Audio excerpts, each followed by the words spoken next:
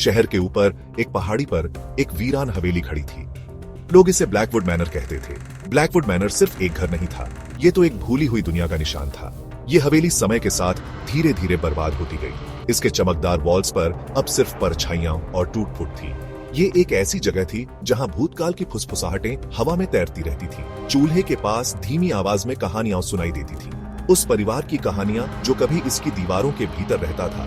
एक ऐसा परिवार जो अचानक और रहस्यमय तरीके से खत्म हो गया था। कहते हैं कि ये हवेली भूतियां थी। इसके खाली हॉल उन लोगों के गमों से गूंजते थे जो कभी यहां से नहीं जा पाए। चार दोस्त जिन्हें एडवेंचर का शौक था, उन्होंने इस किंवदंती को चुनौती देने की हिम्मत की।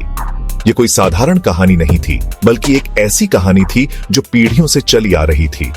ब्लैकवुड मैनर, एक ऐसा स्थान जिसे लोग भूतिया मानते थे और जहां जाने की हिम्मत बहुत कम लोग करते थे।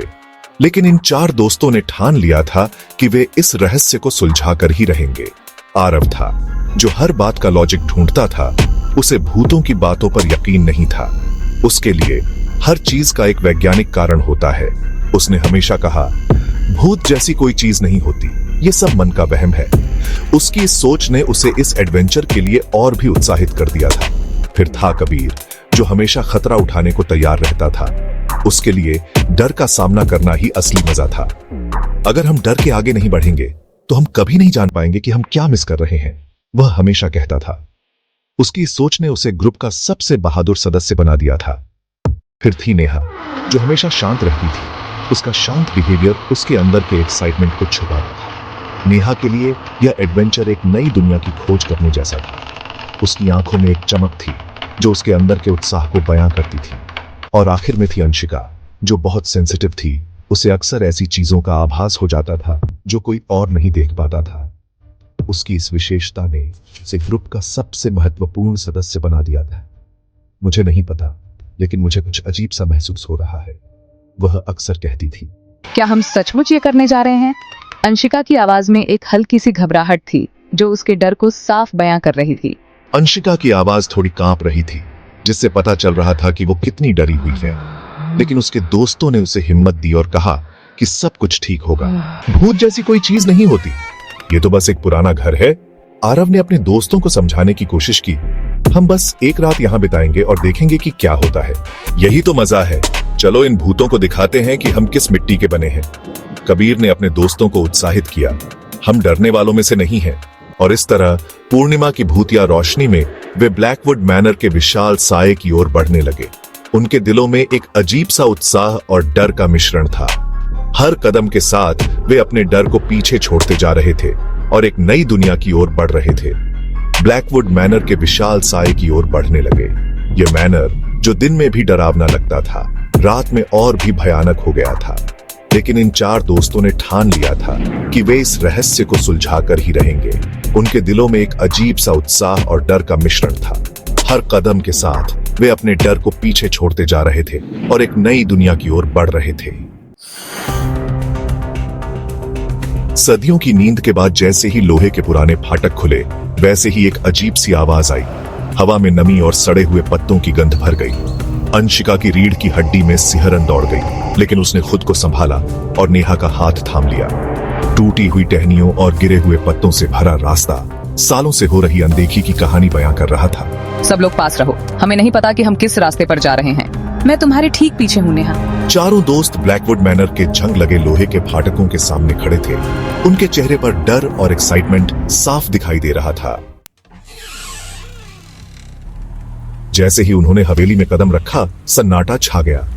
भव्य दालान, जो कभी शानदार हुआ करता था, अब धूल की एक मोटी परत में डूबा हुआ था। हर कोने में मकड़ी के जाले लगे हुए थे और रोशनी सिर्फ खिड़कियों से आ रही थी। देखते हैं इस जगह पर क्या राज छुपे हैं। आरव की टॉर्च की रोशनी दालान में नाचने लगी। एक भव्य सीढ़ी, जिसकी नक्काशी धूल से ढकी हुई थी, ऊपर अंधेरे में जाती दिख रही थी। दीवारों पर सख्त चेहरों वाले लोगों के चित्र लगे हुए थे। उनकी आंखें मानो उनकी हरकतों को देख रही थीं। हवा में सड़न और अनदेखी आंखों के वजन से भारीपन था। अचानक हवा के एक झोंके ने एक दरवाजे को बंद कर दिया, जिसकी आवाज सन्नाटे में गूंज उठी जैसे बंदूक चल गई हो। अंजलि एकदम से उछल पड़ी। उसका हाथ उसके सीने पर चला गया। बस हवा थी। हालांकि उसकी आवाज में अब पहले जैसा कॉन्फिडेंस नहीं था। वे हवेली में और अंदर चले गए। हर कमरा पिछले वाले कमरे से ज्यादा वीरान था। उनके पैरों के नीचे फर्श के तख्तों की आवाज और दूर से आती हवा की फुसफुसाहट के अलावा और कोई आवाज नहीं थी। उनकी नजरों के सामने परछाइयां नाच रही थी और हवा ठंडी होती जा रही थी, जिससे उनकी रीढ़ की हड्डी में सिहरन दौड़ रही थी। वे एक लंबे अंधेरे गलियारे के अंत में एक कमरे में पहुंचे। भारी ओक के दरवाजे को धक्का देकर खोलते ही उनकी रीढ़ की हड्डी में सिहरन दौड़ गई। कमरा आश्चर्यजनक रूप से अच्छी तरह से जगमगा रहा था। एक खिड़की से चांदनी एक धूल भरे ग्रैंड पियानो पर पड़ रही थी, लेकिन उनका ध्यान चूल्हे के ऊपर लगे चित्र ने खींचा। इसमें एक सुंदर महिला को सफेद गाउन में दिखाया गया था। उसकी उदासी भरी आंखें सीधे उन्हें घूर रही थीं।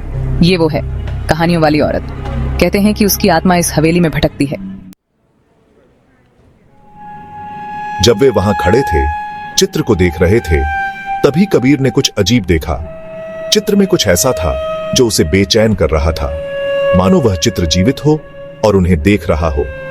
पेंटिंग के सामने वाली दीवार पर एक बड़ा सुंदर आईना लटका हुआ था। यह आईना बहुत पुराना और भव्य था, जैसे किसी पुराने महल का हिस्सा हो। लेकिन यह उसकी भव्यता नहीं थी जिसने उसे इंट्रीग्ड किया। यह रिफ्लेक्शन था। आईने में कुछ ऐसा था जो सामान्य नहीं था, मानो वह किसी और दुनिया का दरवाजा हो। आईने में कमरा, पियानो, चित्र सब कुछ दिखाई दे रहा था सिवाय उनके। ये बहुत ही अजीब था, मानो वे वहां थे ही नहीं। दोस्तों देखो, विक्रम ने घबराते हुए कहा। विक्रम की आवाज डर से भरी हुई थी। उसकी आंखें चौड़ी हो गई थीं और चेहरा सफेद पड़ गया था। वे आईने की ओर मुड़े, उनका खून जम गया। आईने में जो दिख रहा था वह किसी भी सामान्य चीज से परे था। एक पल के लिए उन्होंने इसे देखा। आईने से उन्हें घूर रहा एक चेहरा। यह चेहरा बहुत ही भयानक था, मानो वह उनकी आत्मा को देख रहा हो। यह चित्र वाली महिला थी। उसकी आंखें एक अजीब उदासी से भरी हुई थीं। उसकी आंखों में एक गहरी पीड़ा थी जो सीधे उनके दिल में उतर रही थी। उनके मुंह से चीख निकल गई। यह चीख उनके डर और हैरानी का प्रतीक थी। यहां तक कि आरव, जो हर बात पर शक करता था, उसकी भी रीढ़ की हड्डी में सिहरन दौड़ गई। आरव ने कभी नहीं सोचा था कि वह किसी चीज से इतना डर सकता है। कमरे का तापमान गिर गया और हवा भारी हो गई, जिससे सांस लेना मुश्किल हो गया। ऐसा लग रहा था मानो कमरे में कोई अदृश्य शक्ति हो जो उनकी हर हरकत पर नजर रख रही हो।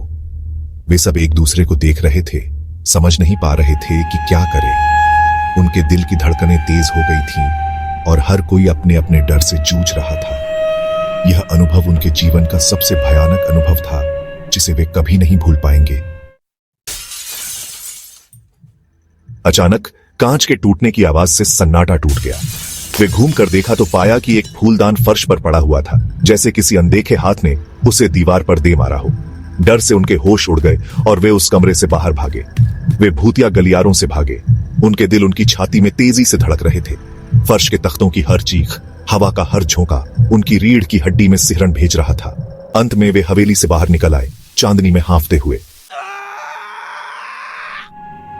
जैसे ही वे वहां खड़े थे, अपनी सांसों को पकड़ने की कोशिश कर रहे थे। वे इस एहसास को दूर नहीं कर पा रहे थे कि कोई उन्हें देख रहा है। अंधेरे में छिपी परछाई उनकी हर हरकत पर नजर रख रही थी।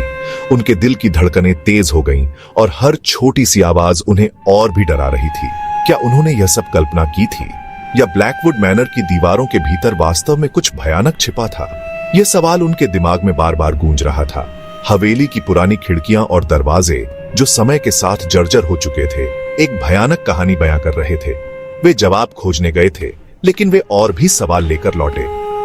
हर कोने में छिपे रहस्य, हर दरवाजे के पीछे छिपी कहानियां उन्हें और भी उलझन में डाल रही थीं। उनके पास जितने सवाल थे, उतने ही डरावने जवाब भी थे। इस अनुभव ने उन्हें अंदर तक हिलाकर रख दिया था। उनकी आत्मा पर एक अमिट छाप छोड़ दी थी। उनके चेहरे पर डर की लकीरें साफ दिखाई दे रही थीं। हर एक की आंखों में वही सवाल था, क्या वे फिर कभी सामान्य जीवन जी पाएंगे? पहाड़ी पर भूतिया हवेली वैसे ही खड़ी रही, अपने रहस्यों की रक्षा करते हुए। इसकी भयानक खामोशी उस भयानक अनुभव की याद दिलाती है जो उन्होंने साझा किया था। हवेली की खामोशी में छिपी चीखें उन चारों के दिलों में गूंज रही थीं, और आईने में दिखाई देने वाला चेहरा हमेशा के लिए उनकी याददाश्त में बस गया। जो अलौकिक हकीकत का एक भयानक प्रमाण था, वह चेहरा जो एक पल के लिए दिखा और फिर गायब हो गया, उनकी रातों की नींद उड़ा चुका था। ब्लैकवुड मैनर का रहस्य अनसुलझा ही रहा। वे जानते थे कि इस रहस्य को सुलझाने के लिए उन्हें और भी गहराई में जाना होगा, लेकिन क्या वे इसके लिए तैयार थे? यह सवाल उनके मन में हमेशा के लिए रह गया।